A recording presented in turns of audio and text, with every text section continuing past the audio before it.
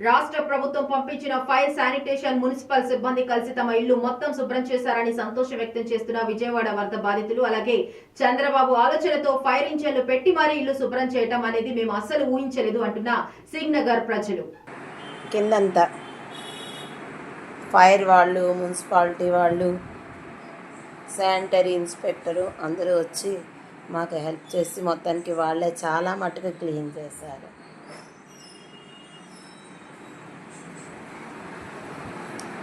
ఇందాక ఎంత లెవెల్లో ఉందో పాపం, అసలు మేము ఎలా చేసుకోవాలా దేవుడా అనుకున్నాం. అలాంటిది మాకు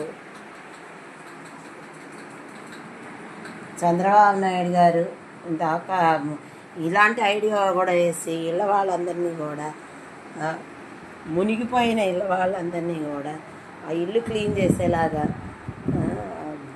ఐడియా తెచ్చుకుని మమ్మల్ని అందరినీ రక్షించడమే కాకుండా ఇంత హెల్ప్ చేసినందుకు చాలా చాలా థ్యాంక్స్.